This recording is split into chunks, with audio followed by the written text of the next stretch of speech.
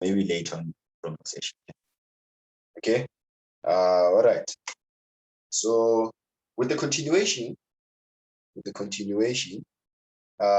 I left it here. I said to you, the reason I took this negative was because I expect my C to be a positive, right? From the formal definition of the quadratic, then said parabolic function, quadratic equation, that my C should always be a positive, right? Okay. So you guys are fine with everything we've done so far. I really hope so. If you are not fine, please let me know so that I can be able to assist you on that matter. Okay. Right. So as usual, we've identified our A, B, and C. We're going to substitute it to our quadratic equation, and we're gonna use. So guys, is it necessary for me to write the quadratic equation? Because I feel like we've been using it so much that we know it. But for reference purposes, I'll just put it here that our quadratic equation is given by negative b plus or minus the square root of b squared minus 4ac all over 2. Okay. The reason why I don't want to write it again is we are using, because yeah, the camera does not show.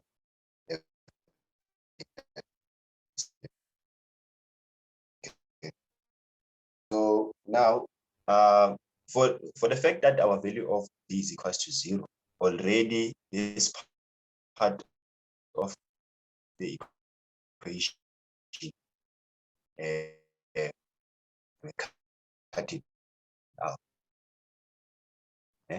We cut it out because we know that for sure fact that b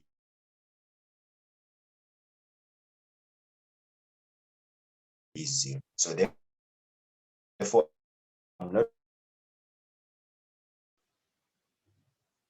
Okay, sorry about that, guys. I just lost my network and it's giving me trouble. Okay. Okay, to re-explain that, let me just write it again.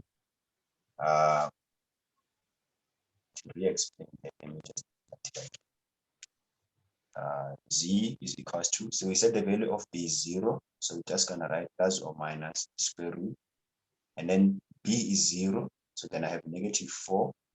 The value of a is 1 minus x. The value of c is going to be negative 1 plus x all over 2 times 1 minus x. Now, as you can see, guys, that there is a negative here and there's a negative here. So we're going to rewrite this as plus or minus square root of, when I have a 4 and have 1 minus x, have 1 plus x divided by 2 times 1 minus x. Yeah. Okay. So using that definition we used before, we're going to see that as we're separating these things, we're going to get 2 that being, so we're going to plus or minus 2, the square root of 1 minus x, 1 plus x, right? 1 minus x, 1 plus x. And then this thing will be divided by 2, 1 minus an x. So the 2 and the 2 plus 1. Okay. So far, guys, are we fine? Are we still together? Are we still happy? And yeah, are we still, yeah. Okay. With the continuation of this, let's talk about everything. With the continuation of this,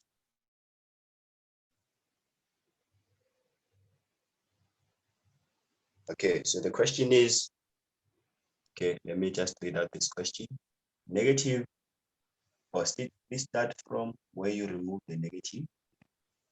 And then the other one says that negative sign of 4 doesn't affect the value of a. The negative sign of 4, this thing they go away because we already got an A, which is negative. You remember when we defined our A for this question, we said that our value of A is equal to negative 1 plus x. So what the value of, the negative sign that we have here will multiply by the negative 4 such that we get this positive. We get such that we get this positive. I didn't write. Or am I not answering your the thing question? If I'm not answering your question, please let me such that. The value of C. Okay. Oh yeah, this is the value of C. Yeah, I'm sorry guys. This is the value of C. I get it now. I'm thinking of A. This is 4AC. So the value of A is not affected by this negative at all, right? Because we have negative 4AC, but C is negative. Negative times a negative will always give you a positive. You understand that part, guys? Yeah. Okay, thank you very much. And then I get the these two. I used the laws of sets, which said that if I've got the square root of A times B, I can simply have the square root of A multiplied by the square root of B. In this case, my A is 4. In this case, my A is 4 and my B is just 1 minus x and 1 plus x. Okay, and then the square root of 4, we know that is 2. Square root of 1 minus x, 1 plus x. Okay, I hope I've answered everybody now. Yeah. So sorry about that, guys. C is the one which is negative. C is the one which is negative. Okay. C is the only one. Okay. So from the solution that we got there, we remember that Z, we let Z to be equals to e to the y. So I'm just going to write e to the y instead of C. And this is going to be equals to plus or minus the square root of 1 minus x, 1 plus x divided by 1 minus x. Okay. Plus or minus, guys? Plus or minus? Which one do we take, plus or minus?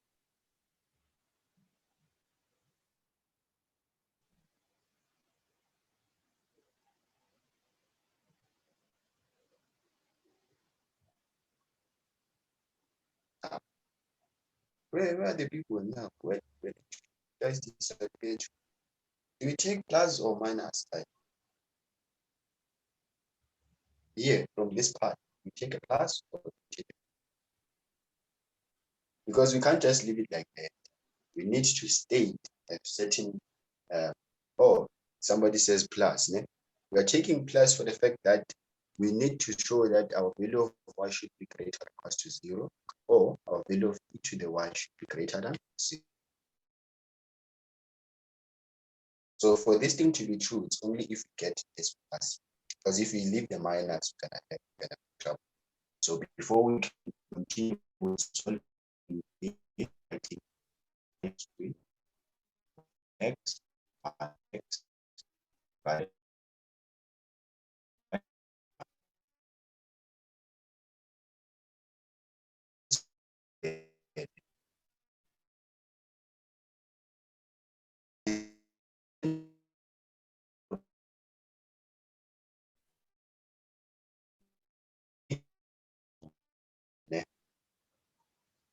okay. Guys, my network is very, very bad. I don't know what's going on.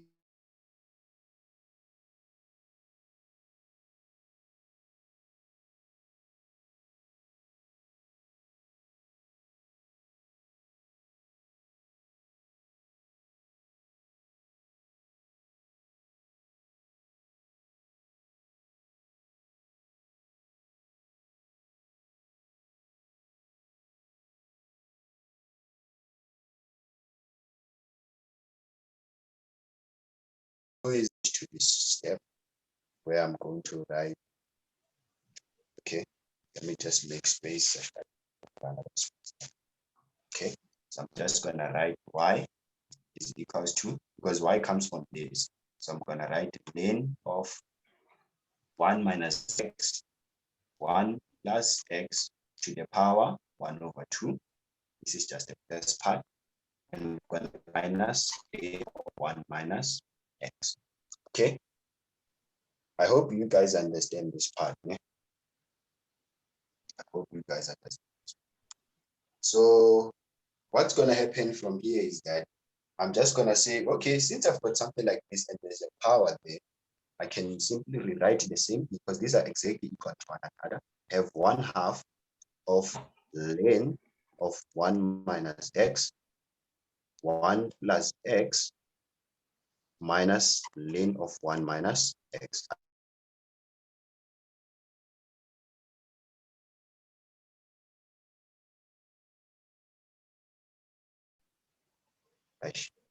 Okay, so from here, I'm going to introduce another definition of ln, which say that the ln of a times b will always be equals to ln of a plus the ln of b. Okay, so it's very important to also note that, because I want to expand this part, just this part. Okay, so with the expansion of that part, we're going to have y is equals to 1/2 ln of 1 minus x plus 1/2 ln of 1 plus x minus ln of 1 minus x. So you see that here we're going to have something very beautiful. Mathematics is nice. 1/2 minus 1 is just minus 1/2. Then therefore, I can rewrite this as 1/2, because this one stays the same, 1 plus x. So I said 1/2 minus 1 is just negative 1/2 of ln of 1 minus x. Okay, guys, are you fine? Are you fine, guys? Okay, all right. So I'm gonna come here, grab this out. Okay, just grab these ones also, because they are already done. Okay, so okay, what do you mean I'm too fast? Because you must let me know okay, which part you are lost, and then I'll re-explain it. Okay, so from here, please let me know which part you didn't get, such that I can explain it to you. So from here, we're going to write y is equals to, what is common? It's 1/2. Then when you've got something like that, you're going to have ln of 1 plus x and the ln of 1 minus x. Now look at something, guys. You remember when I introduced this definition? Yeah? I said the ln of a over b is equals to ln of a minus ln of b, meaning that I was showing you the forward action. Now I'm going to show you the reverse action, because this and this are exactly the same thing. Yeah? Then therefore, what's going to happen is I'm going to have y is equals to 1/2, then have ln.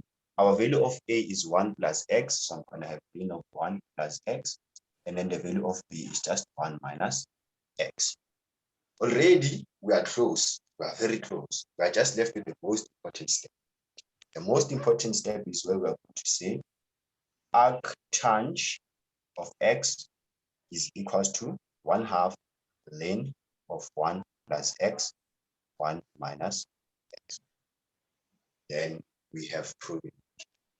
Okay, so who was saying I was moving too fast such that I can explain? It's proven.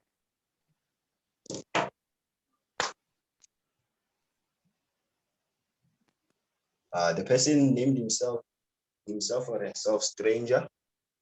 Oh, you understand? Okay. Thank you very much. Okay, so is everybody fine now? Yeah. Okay, all right. I like it when you guys understand. You guys very smart. All right. Do we have questions before I continue? Do we have questions? Okay. For the reference of knowing how to solve these things, please go to the YouTube channel and watch these. You can watch them as many times as you want because the link is. So the reason I'm giving you these things is for you to go back and watch them. If you feel like there's something you can understand, come to the chat, discuss this. Because now I've got my phone back and yeah, I can be able to answer you. Okay. All right. So since we do not have any questions, let us continue with the whole session for today. And the session for today was practically going to be derivatives of the inverse hyperbolic functions. You must also know how to prove the derivatives of the inverses of the hyperbolic function. It's very important.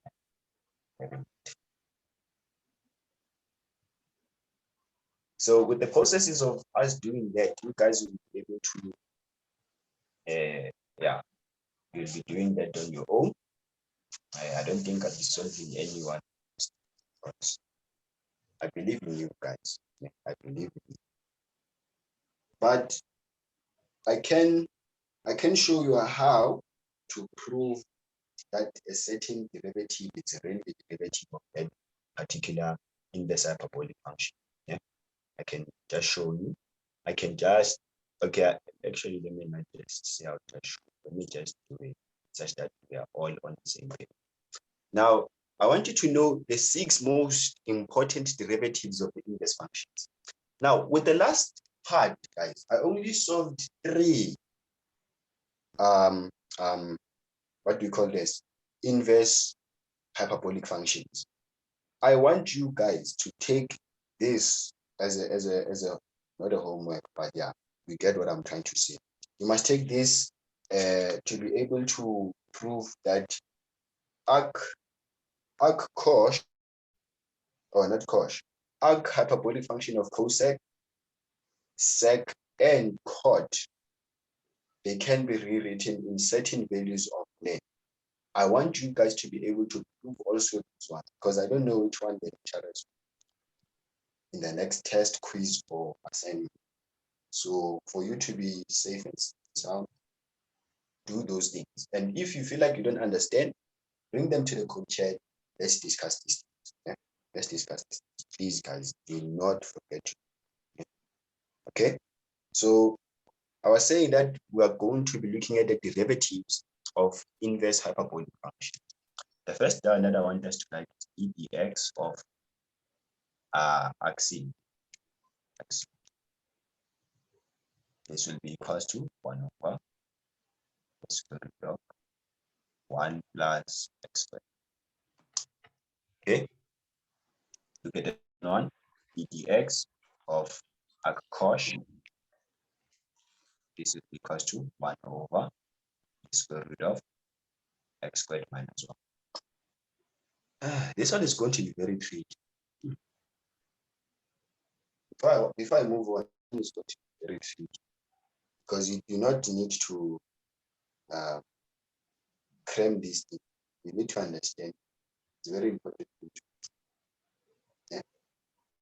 I'm going to show you the real reason why we're doing that previous proofs of showing that this thing is equal to that thing. I'm going to show you just. Yeah. Okay. And the next derivatives that I want to write is the derivative EDX of, let me see, should I start with tan cos?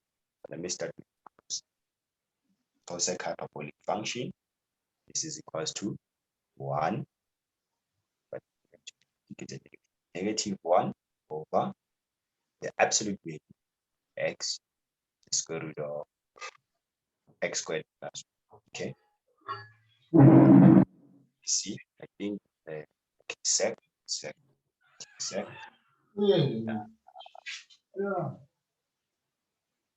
equals to, I think it is negative sec or cos. So just 1 minus x. Okay, and then I want us to look at the last two. d dx of tan hyperbolic, inverse, is just 1 over square root of 1 minus x squared. And then the last one, dx of cot is equals to the, I don't think it's negative. So this one is just 1 minus x squared. Okay. So I just wrote 6 important, 6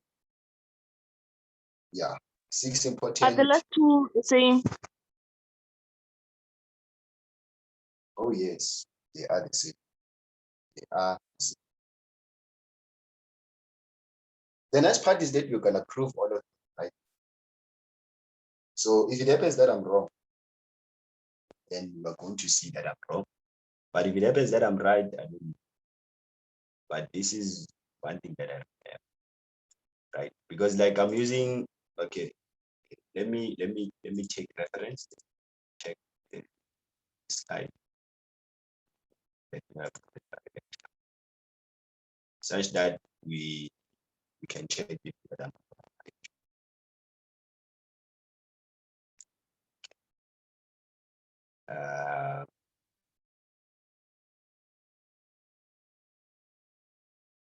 Oh yeah, correct. Yeah, correct. So the way that I know them, so what happens is I want you to look at something, guys. I wrote them in different colors because I want you to look at something I found very fascinating. These things are very fascinating. Look at 1, 2, 3, 4, the black and the red. Yeah? They are all positive. They are all positive. Actually, I'm wrong. Yeah, I should.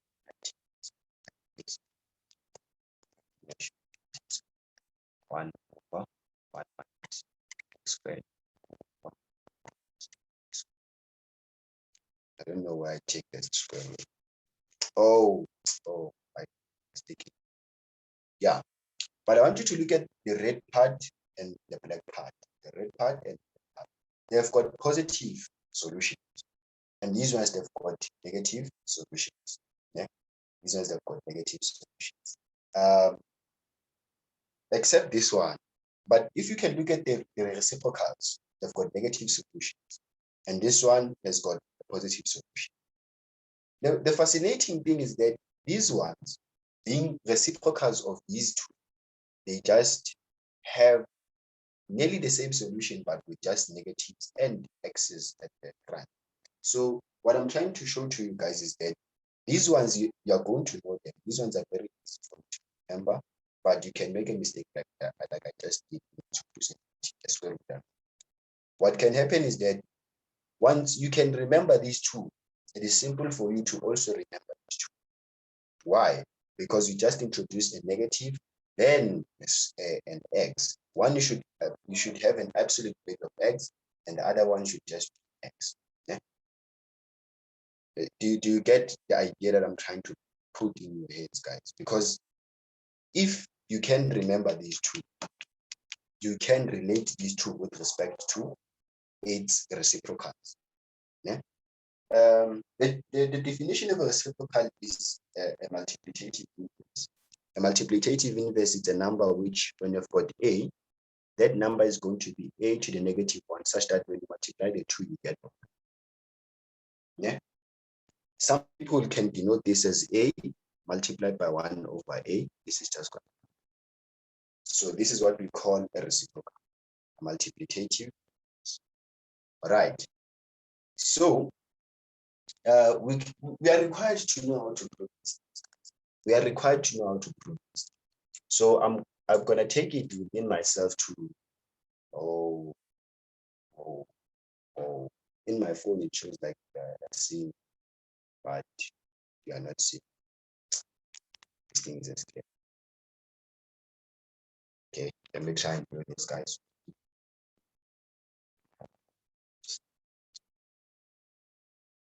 Okay. I hope you can all see. I hope that. Okay. So what happens is, oh, now it's clear. What happens is we need to know how to prove all of these things. So for the purpose of one example, I can just do. Oh, last time I did cinch. Let me do cosh. Yeah, let me do cosh.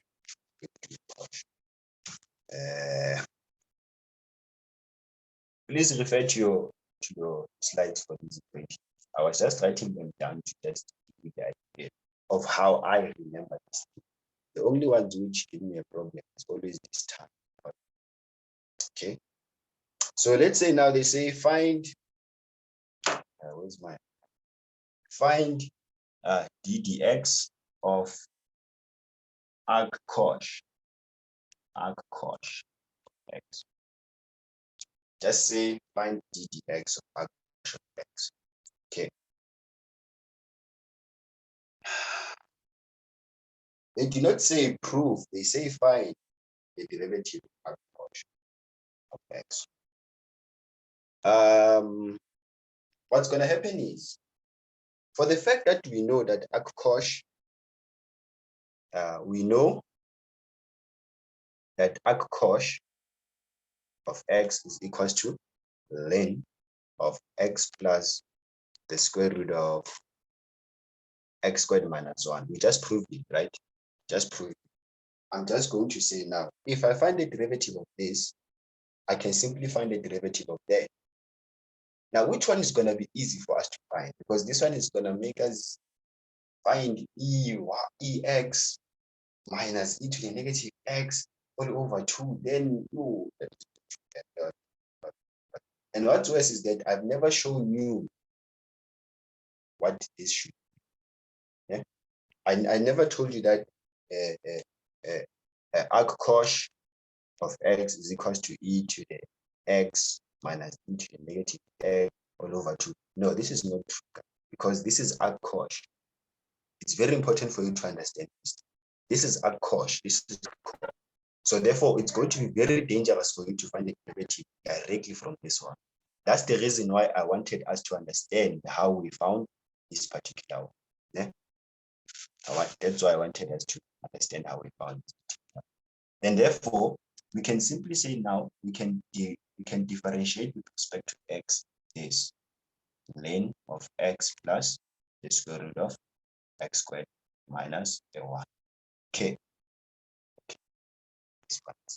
Okay, so what's going to happen is the derivative of ln is just 1 over whatever that is inside the bracket, x plus the square root of x squared minus 1. Then multiplied by the derivative of whatever that is inside. The derivative of x is just 1. Are we fine with that idea, guys? Yeah. And then the derivative of the second part of whatever that is inside the bracket is 1/2, and have x squared minus 1 to the negative, yeah, multiplied by the derivative of the inner function, which is just 2x. Okay, so this is the chain rule. This is the chain rule. We know the chain rule. And as you can see that this and that, they go to town. Give us 1. Okay, so what we're going to have is 1 over x plus the square root of x squared minus 1, and then multiplied by, because I don't want us to put it here before we can actually write this in its simplest form. So we're going to have x, so we're going to have 1 plus x over the square root of x squared minus the 1. How did I find this one? It's just this. I just denoted this to be this. Yeah. I just did. Okay. So what I usually do, because such questions, they become a problem to you. Or is there a question? There's someone trying to ask a question. Okay. So what I usually do, because I find these things to be very tricky for you, is I try to make sure that everything that is inside the bracket, according to BODMAS, you remember what BODMAS said, right? BODMAS. So according to BODMAS, I need to deal with the bracket. I always tell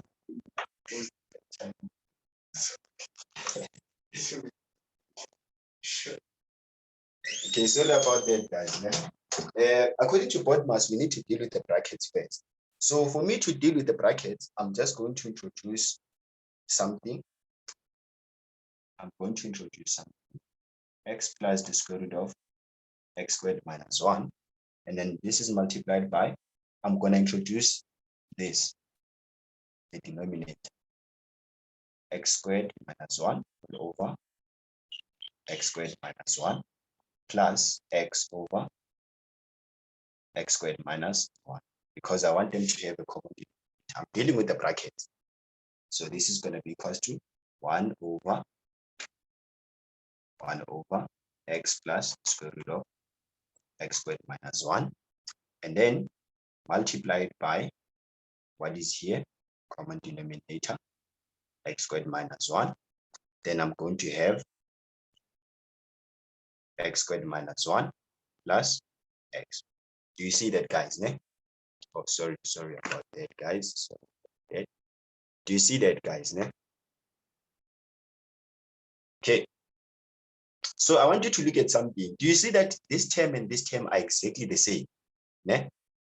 This term here and this term here are exactly the same. And there's multiplication between the two terms. Ne? We can simply say, oh, we can simply say now this and that, just give us 1 and have our solution as an x, or not an x, a 1 over square root of x squared minus 1. Okay, so this simply says that the derivative of arc cosh x is going to be equal to 1 over the square root of x squared minus 1. Okay.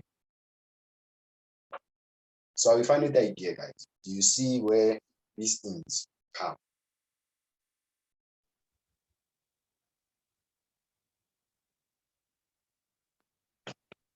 Any questions? Should I make another example, or are you fine with this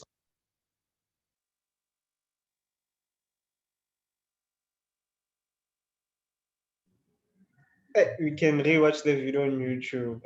Concentration span yak. Okay.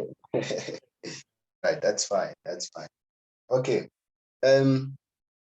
Now somebody might ask and say, how about I do it directly from there? And I would say no, it's possible.